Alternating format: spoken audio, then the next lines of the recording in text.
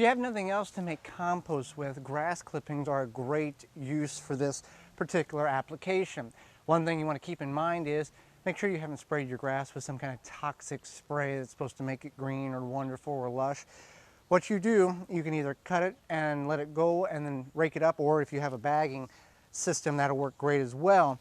We're going to make compost out of this, and it's going to be a little different of an application than the normal 50-50 ratio.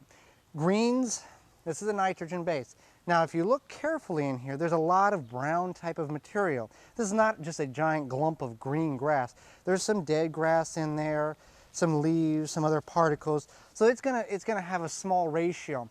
Now we're gonna use this cage here, and we're gonna put this grass clippings in here. A couple of techniques you want to follow with this. If you have some limbs laying around, this is a good practice to do with this.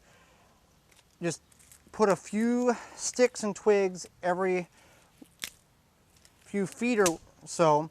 Now why am I doing this? Because grass, when it breaks down here, it's just going to be this giant clump that's going to heat up very, very rapidly, and it'll get 150, 170 degrees.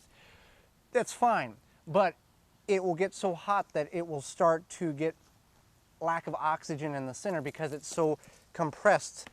So you got your big clump of green grass there, and you don't have a whole lot of browns in there. So what's going to happen is going to heat up really quick and then kind of lose a lot of oxygen capabilities because it won't have enough browns to break down. So the reason why we're doing this is to add some spots where air can get in. Now you can just put all the grass in there and then come out every day or so and turn this to get that oxygen in there. But this way we can just leave it maybe every 3 or 5 days we can turn it and try to let the mycelium inside break down. That's the little white stringy stuff that looks like mold, and do its thing. So we're just going to, we got some sticks in the bottom here, and we're just going to take our grass clippings, throw some more sticks in there.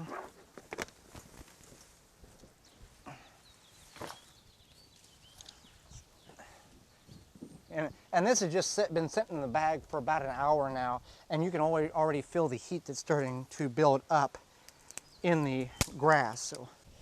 So composting can be done when you do not necessarily have a 50% brown to a 50% green.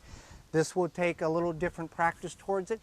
It may take a little bit longer because it's all nitrogen and all greens and very, very little browns, but this is a great way to maximize the use of your grass clippings instead of just letting them go back in the ground. Use them to compost, to put that compost back in your garden.